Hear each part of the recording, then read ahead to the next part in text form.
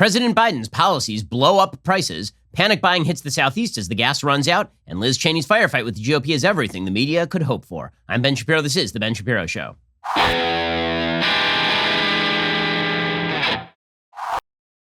This show is sponsored by ExpressVPN. It's time to stand up to big tech. Protect your data at expressvpn.com/Ben.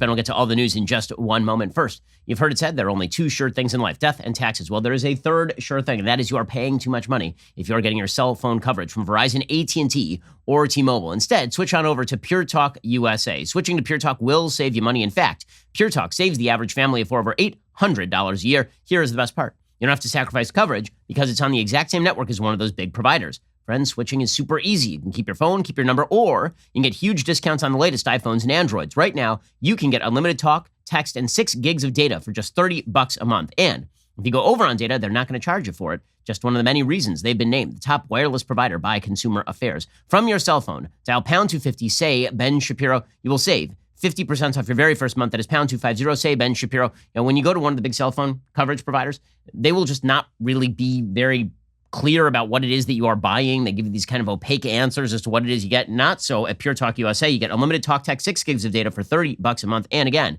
if you go over on that data, they're not going to charge you for it, so you got nothing to lose. From your cell phone, dial pound 250 and say Ben Shapiro to get started. You'll save 50% off your first month and hundreds more down the road. Alrighty, so the federal government is now admitting that inflation has set in. According to CNBC.com, inflation in April accelerated at its fastest pace in more than 12 years as the U.S. economic recovery kicked into gear and energy prices jumped higher, the Labor Department reported on Wednesday. The Consumer Price Index, which measures a basket of goods as well as energy and housing costs, rose 4.2% from a year earlier. A Dow Jones survey had expected a 3.6% increase. This is actually even higher. The month-to-month gain was 0.8%. Against the expected 0.2%. Excluding volatile food and energy prices, core CPI increased 3% from the same period in 2020 and 0.9% on a monthly basis. So all you have to do to get to that slightly less alarming number is exclude the two biggest costs that people generally take on, food and energy. The respective estimates were now 2.3% and 0.3%. The increase in the annual headline CPI rate was the fastest since September of 2008. While the monthly gain in core inflation was the largest since 1981. Okay, so this is the largest core inflation that we've had, month over month, in 40 years. And we're supposed to be like, okay with this, apparently. Energy prices overall jumped 25% from a year earlier, including a 49.6% increase for gasoline and 37.3% for fuel oil. That came even though most energy categories saw a decline in April. Prices at the pump, which fell 1.4% in April, have resumed their climb in May, with the national average eclipsing $3 a gallon. And remember, this was all before the Colonial Pipeline shutdown. Okay, so that massive increase in energy costs was before the Colonial Pipeline shutdown. Used car and truck prices, which are seen as a key inflation indicator because, frankly, the prices generally stay pretty stable with used cars and trucks. Instead, they surged 21%, including a 10% increase in April alone. Shelter, another key CPI component, was up 2.1% year over year and 0.4% for the month. In addition to rising prices, one of the main reasons for the big annual gain was because of base effects, meaning inflation was pretty low in 2020 because of the shutdown of the U.S. economy. But if you look at the chart, what you see is this radical increase over the last couple of months. Not a steady increase, this radical increase over the last couple of months in the inflation rate.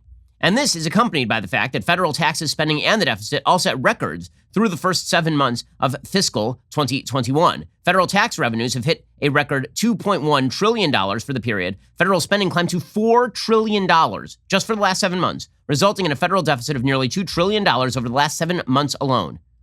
While the historical October through April tax revenues are adjusted for inflation into April 2021 dollars, the second highest tax revenues of the October through April period came in fiscal 2018. That year, the Treasury collected $2.1 trillion in total tax revenues in the first 7 months.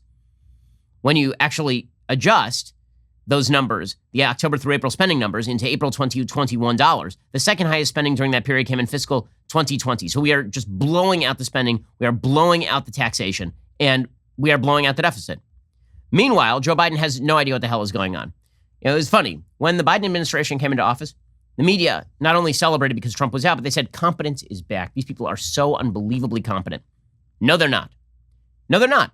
Okay, the great lie of American politics is that American politics resembles House of Cards. There's a bunch of very clever people in Washington, D.C. who are manipulating the system, who have plans. These plans pan out. Wrong. Okay, all of American politics is like Veep or In the Loop. All of American politics is a bunch of morons running around at top speed, crashing into each other to the Benny Hill music. That's all politics is. Okay, just like you know, in your own business, how many really smart people are there in your business? The answer is like 7. Okay, how many really smart people are there in American politics? Like 7 out of millions. Okay, and they are never at the top of the American government. The American government is filled with dullards. And not only dullards, incompetents. And incompetents who have been boosted in their incompetence for literally their entire lives. I mean, Joe Biden has not spent a moment outside of elected office, except for when he was in VP for like 5 minutes, since he was 30 years old. Okay, which means that he has been on the taxpayer dole. He is significantly less useful as a person than many people who are on welfare for that period of time. He's on taxpayer dollars too, and he's been useless that entire time. When he's not reversing himself or pushing bad policy, he just is running around incompetently flailing. Okay, so that's what he was doing yesterday. We've got inflation that is starting to kick in. It is purely due to the fact that he's blowing money into the U.S. economy at record rates. We did this last year. We did it thanks to a pandemic. Now we don't have a pandemic anymore. The pandemic is coming to an end. Everyone except for the CDC acknowledges this and knows this. And yet he is still trying to usher in a period in which you spend $10 trillion. He's proposed not only the $4 trillion budget, but 3 separate $2 trillion bills on top of that. How do you think we are going to pay for that? He says we're going to do it through increased taxation. We're not going to do it through increased taxation. All of his tax measurements are taken over the course of 15 years, and all the spending is done over the course of 8 years. That's not how any of this works. If you are going to measure tax revenues against the spending, you have to take the same period of time. That's like saying, well, you know, I'm really not blowing out the deficit because in the next 6 months, I'm going to spend $1 million. But, you know, in the next 5 years, I'm probably going to make $1 million. Yes, but there's that intervening period between 6 months and 5 years where you're going to continue spending money. None of that makes any sense. Okay, it's not going to be through tax money. It's going to be through financing via the Federal Reserve.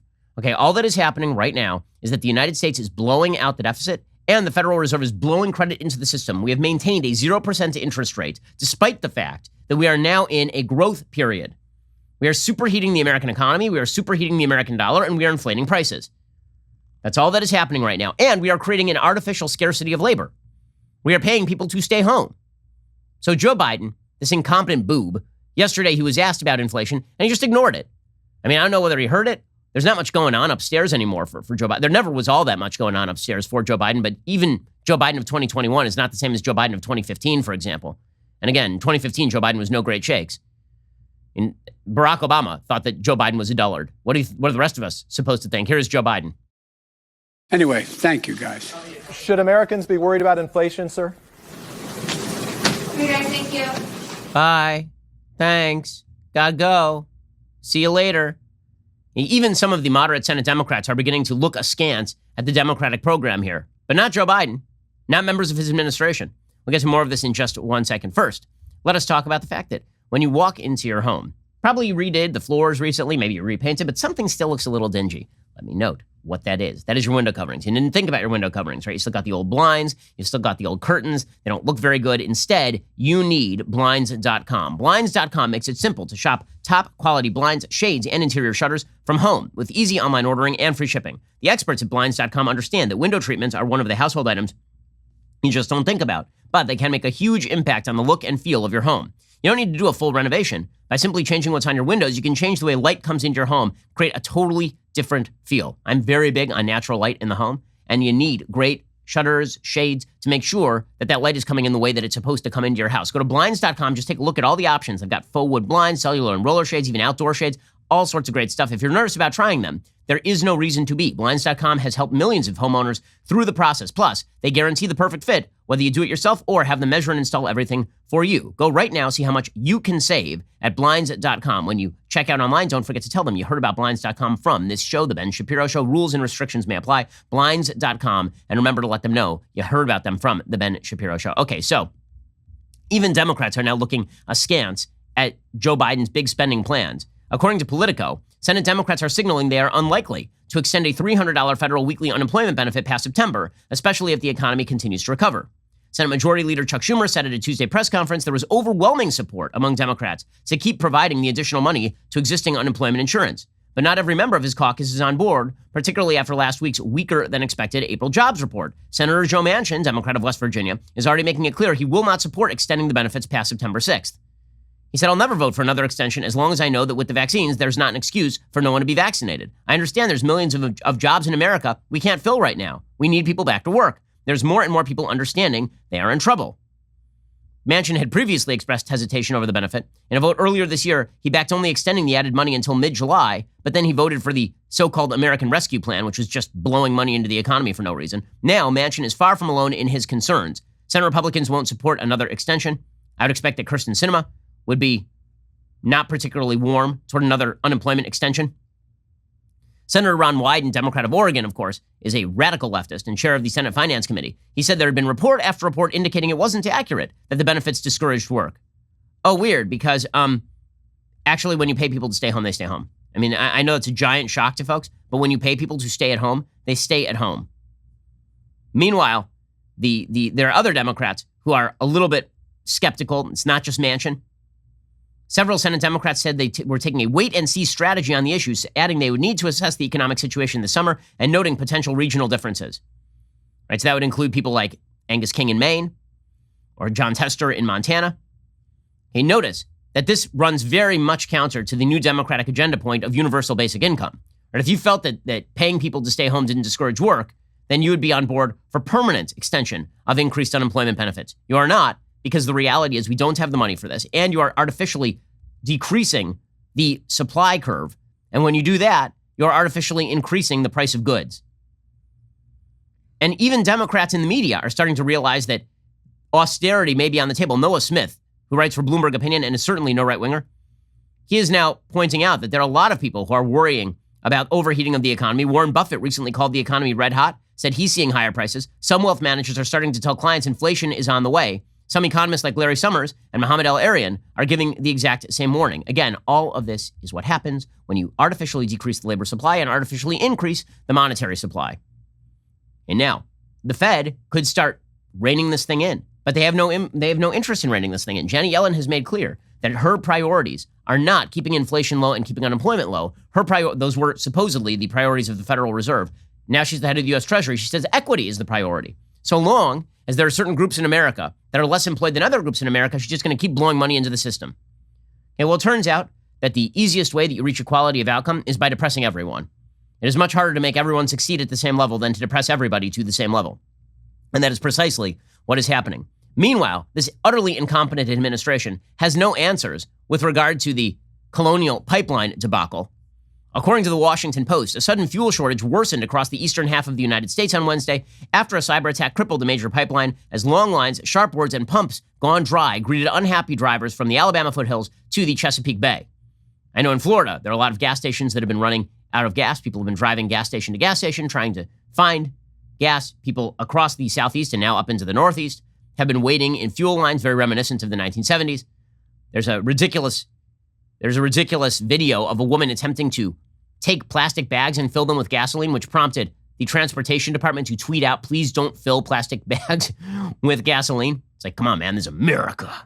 We can fill whatever we want with gasoline. But although government and industry officials said the nation had plenty of fuel and the pipeline was set to resume operations in the evening, nervous drivers clogged gas stations and created shortages in parts or all of 11 states. At least 12,000 gas stations reported being completely empty. The squeeze pushed the price of a gallon past $3, its highest in years. Now, the Colonial Pipeline hack isn't Biden's fault.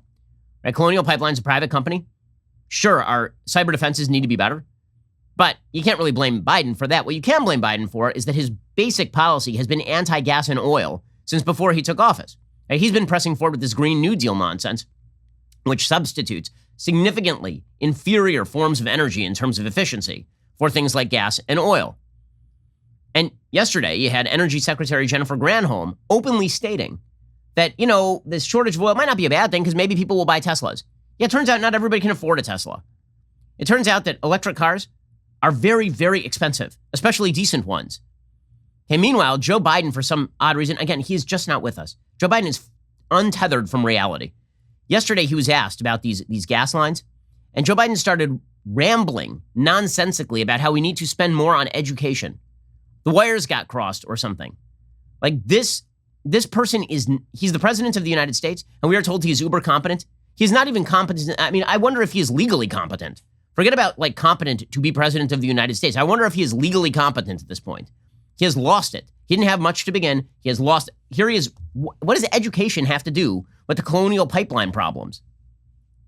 I think what this shows is that I think we have to make a greater investment in education as it relates to being able to train and graduate more people proficient in cybersecurity. That's your takeaway? I will give him credit. He's able to swivel everything to let's spend more money.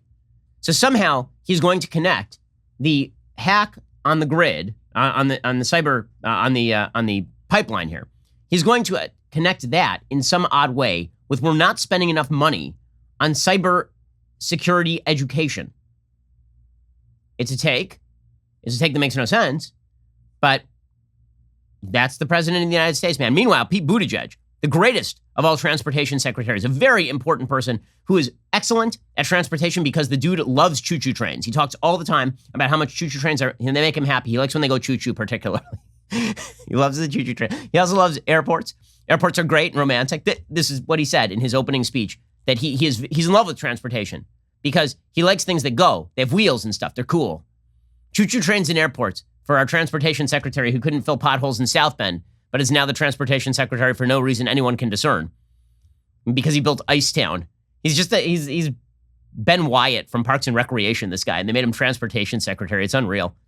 Of course, we understand the concern in the areas where people are encountering temporary supply disruptions. But hoarding does not make things better. And under no circumstances should gasoline ever be put into anything but a vehicle directly or an approved container. You can see even Pete Buttigieg is sort of embarrassed by the fact that he has to say this sort of stuff. Okay, first of all, when he says hoarding is not good for anybody, well, it's kind of good for the person who has the gas when nobody else has the gas. I mean, to be fair, hoarding isn't bad for that person. And meanwhile, what is the alternative that's being proposed by the Biden administration? They have so many wonderful alternatives to oil and natural gas. Like, for example, solar panels, right? Solar panels have been proposed as a solution to our energy crisis. Here was John Kerr in front of Congress yesterday, being forced to admit, yeah, we love solar panels. Solar panels are great. Also, they're being made with Uyghur slave labor in China. That's unfortunate.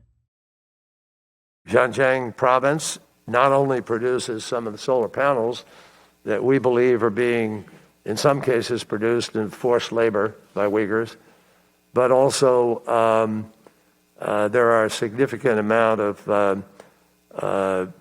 rare earth mineral that's used in the solar panels themselves. It is my understanding that the Biden administration is right now in the process of assessing whether or not that will be the target of sanctions.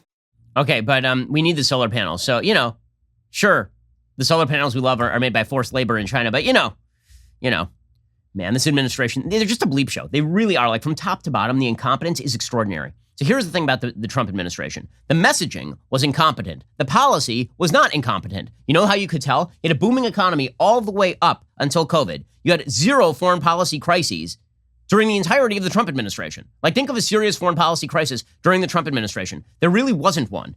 In the first 100 days, you have massive inflation under Joe Biden. You have a Middle East that is blowing up, thanks specifically to Joe Biden's policy. You have unemployment that is setting in the middle of what should be an easy, natural economic recovery.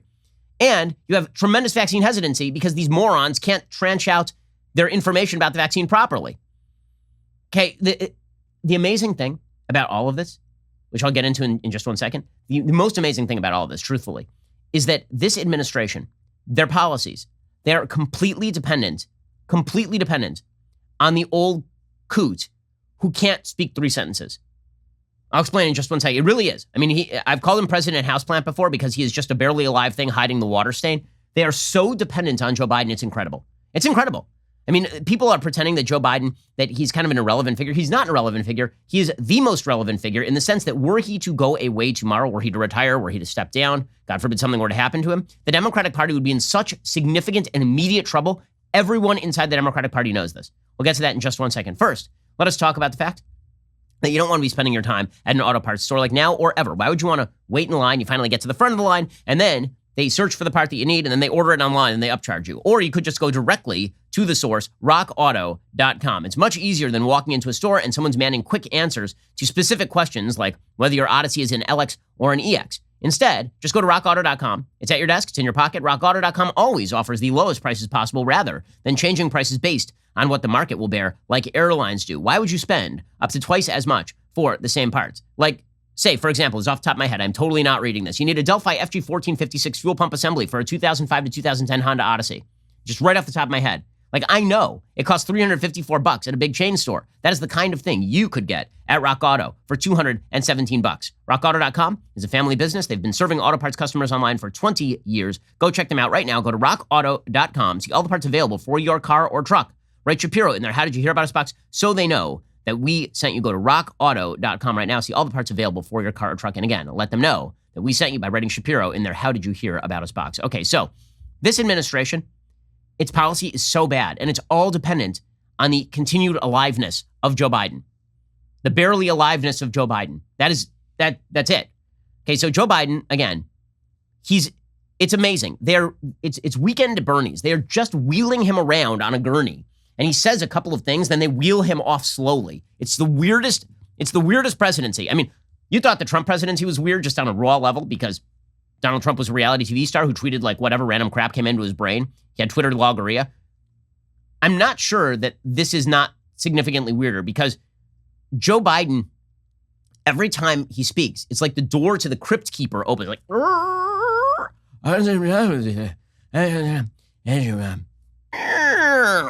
click. And then they just wheel him off. It's so weird, man. Here was Joe Biden yesterday, openly saying, I'm not supposed to be answering questions. No, you are. You're the president of the United States. You're supposed to be answering questions. Thank you. What's your take on the end of your meeting, sir? Were you optimistic coming out of it today? Which one of the 12 I've had? Pelosi, Schumer, the crew. Infrastructure, sir, and in particular. You guys are bad. I'm not supposed to be answering all these questions. I'm supposed to leave, but I can't resist your questions. What? You guys are bad? I'm not supposed to be You're very naughty. You naughty asking journalists. I'm supposed to leave. And well, come on. What is going on? What's going on? He completely forgets where he is in the middle of sentences. Yesterday, he was talking about meeting with the House Minority Leader, Kevin McCarthy. You probably should know his name. He's the House Minority Leader. Here is the President of the United States, completely forgetting Kevin McCarthy's name. I'm encouraged not just because of a solid meeting with the Republican leader in the House and with Mitch or Senator McConnell, who I've known a long, long time and work with. He does this all the time. You remember, he forgot the name of his own defense secretary. He is not with us. Okay, you know why he's important, gang? Because you know who's waiting in the wings? Yes, we all know. Kamala Harris. You know that laugh. You know that music. That's the Undertaker's music. Kamala Harris is waiting in the wings. Here is the problem. Americans do not like Kamala Harris at all. Joe Biden is at least above 50% in the approval ratings. There's a brand new poll from YouGov. Here is what it finds. Among all U.S. adults, she has a 41% favorable rating and a 48% unfavorable rating, including a 57% unfavorable rating among independents. They are completely dependent on this old coot remaining barely sentient in order to ram through this garbage agenda. It's absolutely unbelievable. It's unbelievable. Okay, meanwhile, you can see how the media are swiveling away from this. So you have the Middle East in flames. You have massive inflation. You have an economy that is in the doldrums, even though we should be in the greatest period of economic growth of our lifetimes. I mean, bar none. Right? We were expecting that GDP growth this quarter was going to be just astounding. And instead, we got job growth that was 750,000 jobs under what it was supposed to be this month. All of that is happening. They're pushing for radical social policy that shifts the nature of the deal between individual Americans and the federal government. They're invading religious freedom rights. They're invading the ability of corporations to operate as they want to with regard to free markets. This administration is a bleep show, and the consequences are obvious to everyone. And so they are deeply reliant on Joe Biden. So the media, who are they just are the PR wing of the Democratic Party. That's all they are. The establishment media understand there is no distinction whatsoever between the DNC press office and the actual press. There's no distinction. They are the same. The same people occupy the same positions, which is why they move so smoothly from one to the other. You'll see people working for the New York Times, and then suddenly they just pop up, boom, right there in the Biden administration. You see it on CNN all the time. It's not rare. Okay, so they've decided that they are going to misdirect away from the chaos that has been engulfing pretty much everywhere. And they're going to misdirect toward this Liz Cheney story. Now, as I've been saying, does anyone know who the number 3 House Minority Party leader was like 5 years ago? Can you name the person? Having trouble, are you? Yeah, because no one cares.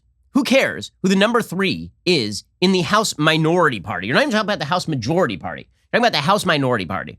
But Liz Cheney is getting all sorts of press because yesterday, Liz Cheney was voted out of her position as the number 3, not the number 2 and not the number 1. She was voted out as the number 3 in the House Minority Party, specifically because the Republicans in the House were getting frustrated with the fact that Liz Cheney seemed to have a peculiar predilection for the strange new respect offered by the media. 2 months ago, they voted on whether Liz Cheney should stay. She had exactly the same position on January 6th then that she does now. She had exactly the same position on Donald Trump then that she does now. She had exactly the same position on the veracity of the 2020 election then as she does now, but she withstood the vote and did so pretty easily, with the support, by the way, of Kevin McCarthy, the House Minority Leader. Then what happened? She decided, it'd be a great idea. I'm going to go into the media, and pretty much every day, I'm just only going to talk about how Trump sucks and how Republicans who supported Trump kind of suck and how the 2020 election is legit and January 6th is the worst thing that ever happened and all of this. Now, when you're the House Minority Leader, when you're the House number 3, I should say, you have a couple of jobs, okay? And those jobs are sometimes in conflict. Your job as a congressperson is to vote on issues. Liz Cheney, when she votes, is quite good. She voted like 94% of the time, by the way, with Donald Trump when Trump was president. So she actually had a better record of voting with Trump than the new House number 3, who is the kind of aspiring House number 3, Elise Stefanik from New York. Cheney is much more conservative in voting record than Stefanik, bar none. But it's not just about your voting record.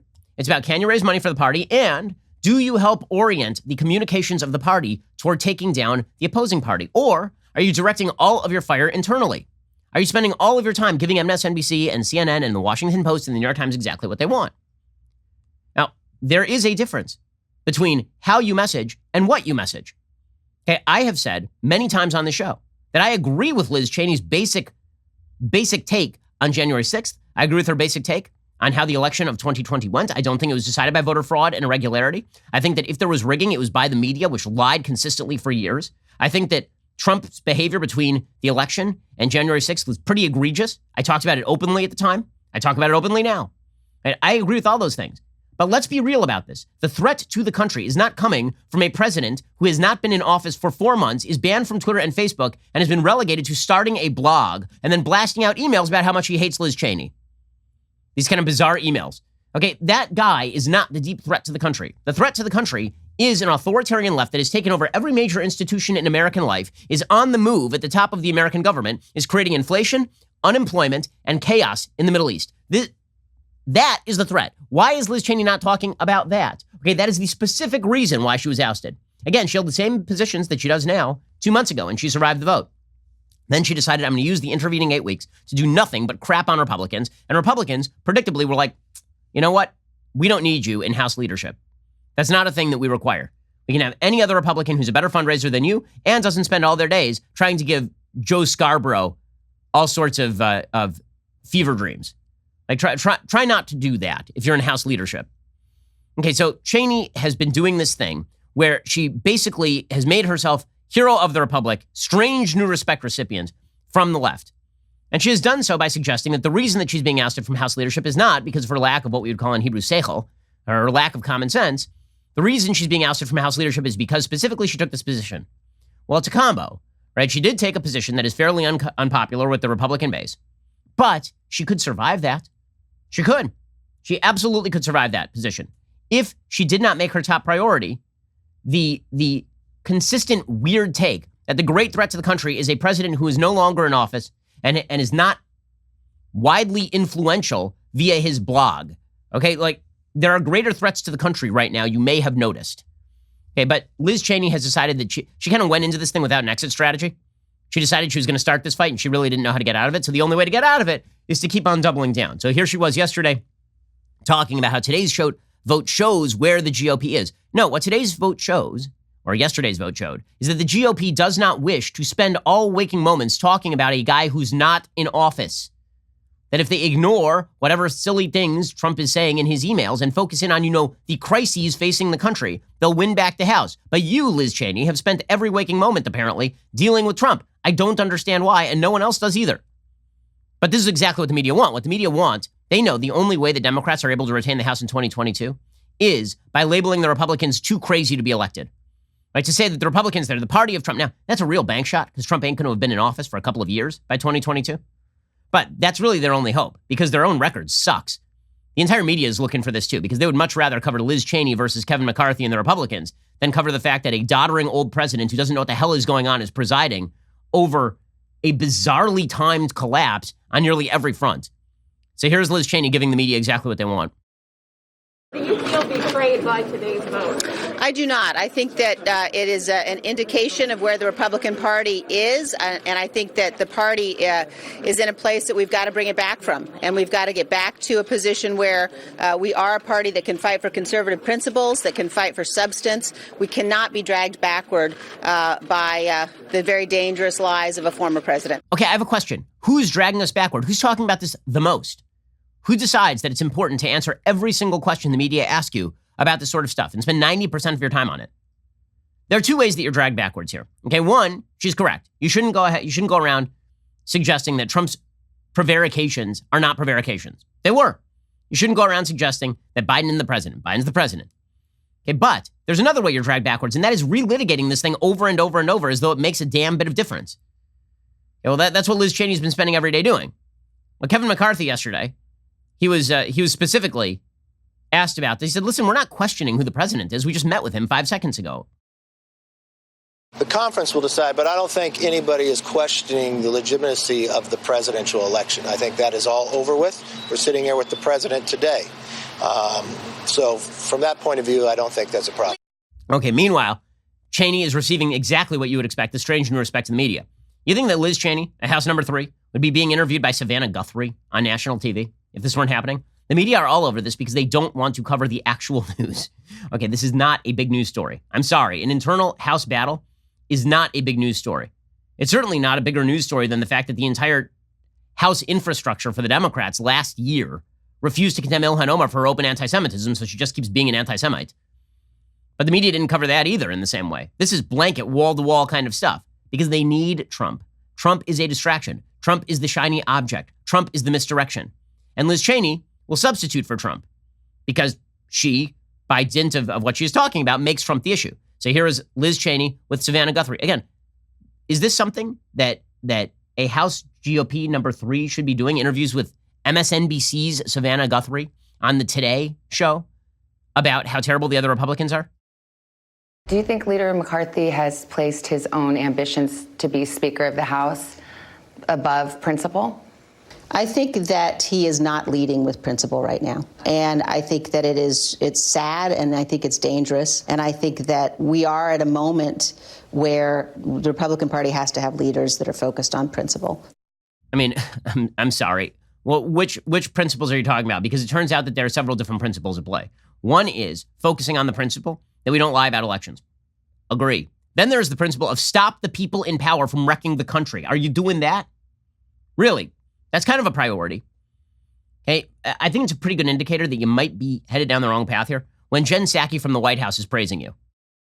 It's disturbing to see any leader, regardless of party, being attacked for simply speaking the truth. And as the president said last week, it's hard to understand. But our belief, his belief, is that the American people will have to make their own decisions about whether the reaction by the people they elected to represent them should be embracing and elevating conspiracies and attacks on our democracy, or whether it should be standing up for ideals that have historically been owned by both Democrats and Republicans representing. I'm sorry, being lectured about election veracity by the same Democrats who claimed for 4 years that Trump was a Russian cat's paw and suggested Al Gore was president and suggested that Diebold machines decided the 2004 election and who keep elevating Stacey Abrams, who still refuses to acknowledge that she was not legitimately elected the governor of Georgia. Like, spare me just a little bit. By the way, how much do the media love this story? Which is the reason that Liz Cheney ain't in leadership is because the media love this story so much. How much do the media love this story? According to the folks over at Newsbusters, Curtis Hook reporting, CNN spent nearly 3 times more time on Liz Cheney in 12 hours than all of the economic crises that are hitting the country right now. Very, very clear what exactly the agenda here is. Okay, in just a second, we'll bring you the latest from the situation in Israel. The rockets continue to fall and rain down on Israeli cities. Riots are now plaguing Israeli cities as well. and the American and international left have decided the good guys are Hamas. We'll get to this in 1 second. First, let us talk about the fact that if you get carsick or you tend to get a little nauseous from time to time, it's a really awful feeling. I mean, feeling nauseated is really, really bad. Well, Relief Band is the #1 FDA-cleared anti-nausea wristband that has been clinically proven to quickly relieve and effectively prevent nausea and vomiting associated with motion sickness, anxiety, migraines, hangovers, morning sickness, chemotherapy, and so much more. The product is 100% drug-free, non-drowsing, and provides all natural relief with 0 side effects for as long as needed. The technology was originally developed over 20 years ago in hospitals to relieve nausea from patients. Now, through Relief Band, it's available to everyone. How it works? Relief Band stimulates a nerve in the wrist. It travels to the part of the brain that controls nausea. Then it blocks the signal your brain is sending to your stomach, telling you that you are sick. Relief Band is the only over-the-counter wearable device that has been used in hospitals and oncology clinics to treat nausea and vomiting. If you know somebody who deals with nausea, Relief Band makes a great gift. My wife tends to get very carsick. She has started wearing Relief Band. It is very effective. As the world's opening up, don't let fear of nausea keep you on the sidelines. Right now, Relief Band has an exclusive offer just for Ben Shapiro listeners. If you go to reliefband.com and use promo code Shapiro, you will receive 20% off plus free shipping and a no questions asked 30-day money-back guarantee. Head on over to reliefband.com, RELIEFBAND.com. Use our promo code Shapiro for 20% off plus free shipping. Alrighty, in just a second, we'll get to the latest in the Middle East. First, if Americans love anything, it is their freedom.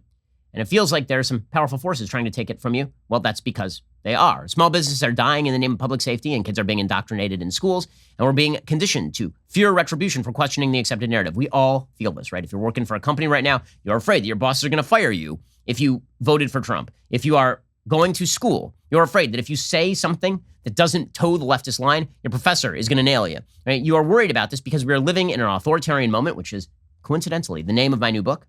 The book is called The Authoritarian Moment. It goes through institution by institution how the left renormalized every institution, because you have to understand that in order to fight back, because that's really what the book is about. How we renormalize, make normal again, these institutions. So if you're interested in fighting back against the authoritarian left, which is the movement that is on the march right now, if you want to protect yourself, your loved ones from mob rule and from the thought leaders who have decided to implement their authoritarian agenda from above, go check out my book today, The Authoritarian Moment. It's available for pre-order right now at Amazon, Barnes & Noble, any other major bookseller, already soaring up the bestseller charts even a couple of months in advance. Go check it out right now, The Authoritarian Moment. You're listening to the largest, fastest growing conservative podcast and radio show in the nation.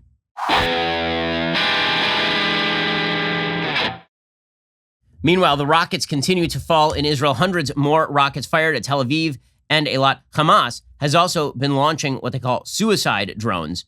According to the Jerusalem Post, Hamas launched suicide drones laden with explosives into Israel on Thursday. At least one was believed to have exploded in the air somewhere in central Israel. The drone attack came as over 100 long-range rockets were fired in the direction of Tel Aviv, central Israel, and as far south as Eilat. Eilat is the very southern tip of Israel. 4 people were injured. The rocket attack came as the Israeli Defense Forces prepared for a possible ground invasion of the Gaza Strip. Plans for a ground offensive are scheduled to be presented to the IDF Chief of Staff, Lieutenant General Aviv Kohavi, for approval later on Thursday.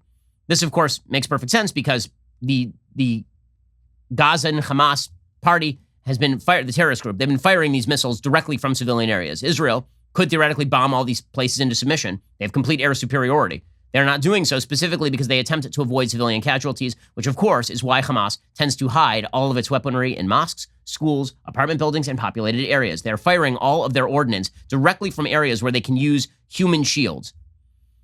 Meanwhile, after a large barrage of rockets towards central and southern Israel on Thursday afternoon, Abu Ubaida, spokesman of Hamas's military wing, the Izzadin al-Qassam brigades, claimed Hamas was launching rockets toward Ramon Airport. After the barrage, the Hevel Eilat Regional Council, located in southern Negev, announced a rocket had fallen in the regional council. No injuries were reported. Meanwhile, the IDF has been destroying government targets in the Gaza Strip, such as central banks and internal security buildings. They've also killed some of the Hamas top leaders. Remember, all of this was initiated because Mahmoud Abbas canceled an election in the Palestinian Authority and then blamed the Jews, fomented violence, and then Hamas got in on the act, and now Israel is knocking out a bunch of Hamas leaders. Meanwhile, world leaders are calling Mahmoud Abbas the guy who started this whole routine. It's pretty incredible. The inside-outside game that is played by Palestinian terrorist groups continues to amaze. The left's willingness to cover for actual honest-to-God terrorist groups is astonishing to me. It really is an amazing thing. Hamas makes no bones about the fact that they wish to wipe out every Jew. Okay, this is not a conflict over land. This is not a conflict over borders. This is not you have one group that wishes to kill everyone of a particular group and one group that wishes to live. They are being very inconvenient in that they are not willingly dying. There have been times in the past where Jews were quite soft in their own defense. It didn't end well for them. That's never going to happen again. That's why the state of Israel exists, and people are angry that the state of Israel exists. And so you have to come up with all sorts of bizarre justifications for why Israel is not right to defend itself here. Fortunately, we have sitting Congress people, who are full on in on this sort of stuff. So, for example, you have Alexandra Ocasio-Cortez openly defending Hamas, right? This genius. So Joe Biden said that Israel has a right to defend itself, which, by the way, isn't it kind of amazing that you have to actually say that? Israel, which is a sovereign country, has the right to defend itself? What would the converse be? It doesn't have the right to defend itself? Of course it has the right to defend itself. You know what would happen if there were a terrorist group, or say the government of Mexico, which is actually what is going on. Hamas is the government of the Gaza Strip. What if the government of Mexico were firing hundreds of rockets into San Diego? Do you know how long that government would last? 0 days. We would be planting the American flag in Mexico City immediately. Okay, this notion that Israel is supposed to sit around and bear this sort of stuff is insane. So Biden says Israel has a right to defend itself, which is like the mildest form of, okay, Israel can kill a few Hamas leaders. Alexandra Ocasio-Cortez then tweets out blanket statements like these. Blanket statements? What state doesn't have the right to defend itself? Blanket statements like these with little context or acknowledgement of what precipitated this cycle of violence, namely the expulsions of Palestinians and attacks on Al-Aqsa, dehumanize Palestinians and imply the U.S. will look the other way at human rights violations. It's wrong. So it's wrong for the Jewish state to defend itself.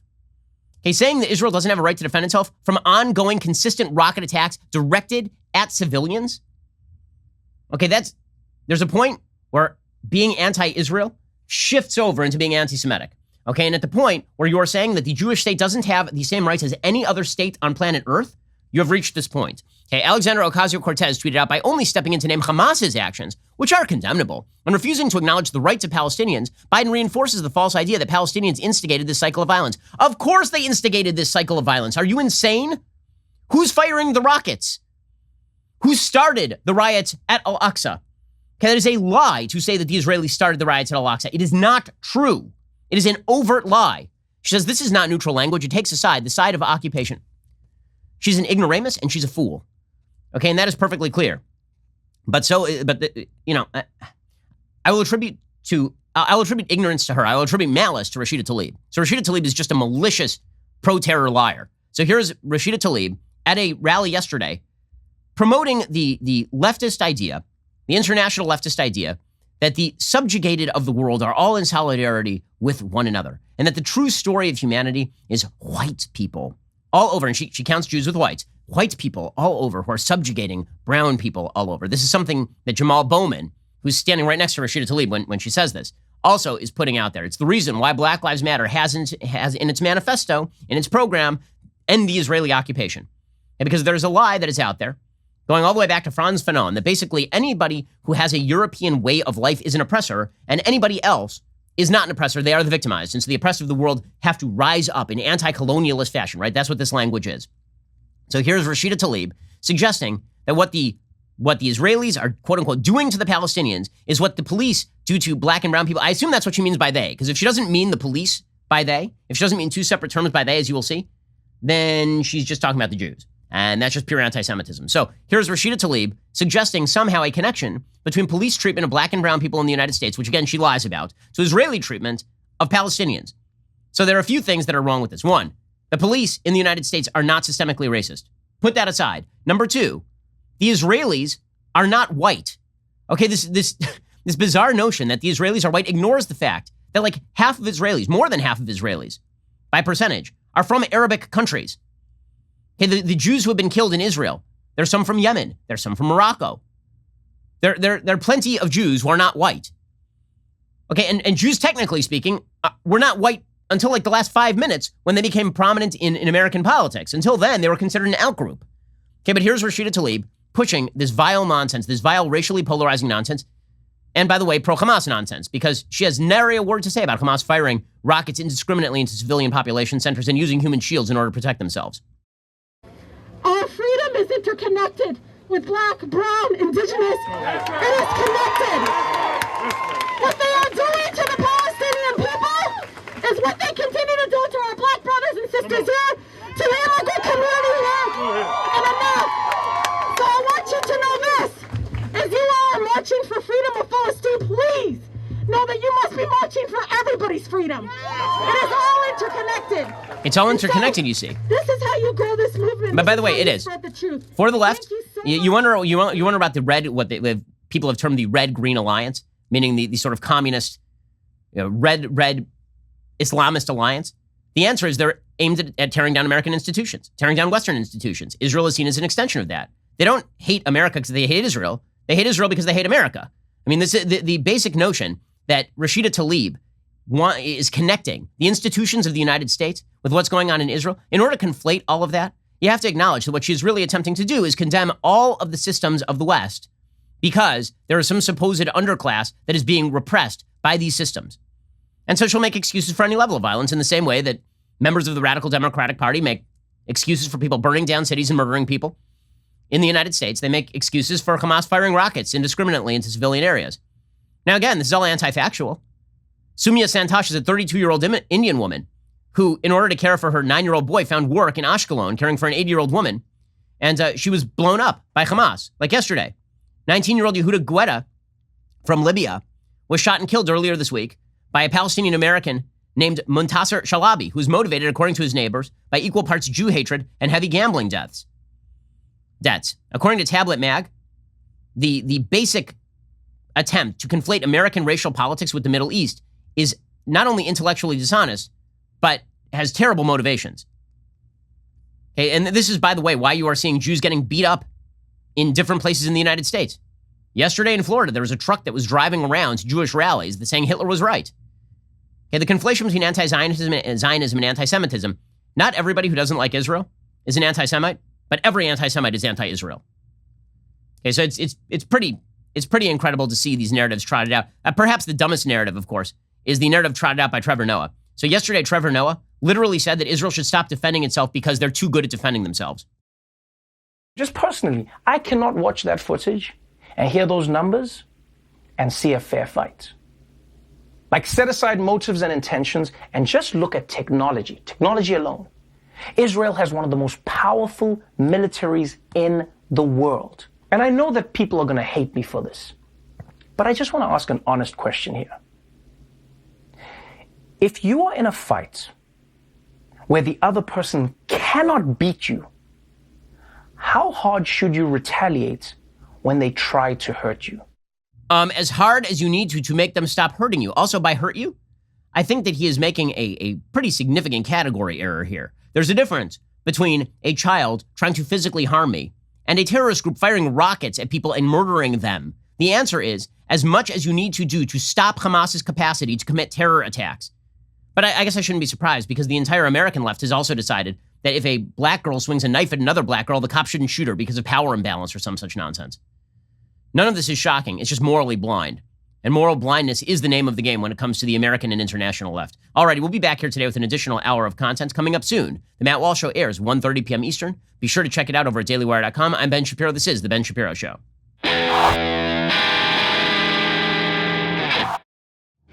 The Ben Shapiro Show is produced by Elliot Feld. Executive producer Jeremy Boring. Our supervising producer is Mathis Glover. And our assistant director is Pavel Wydowski. Editing is by Adam Sayevitz. Audio is mixed by Mike Coromina. Hair and makeup is by Fabiola Cristina. Production assistant is Jessica Kranz. The Ben Shapiro Show is a Daily Wire production. Copyright Daily Wire 2021. On the Matt Walsh Show, we talk about the things that matter, real issues that affect you, your family, our country, not just politics, but culture, faith, current events, all the fundamentals. If they matter to you, come check out the show.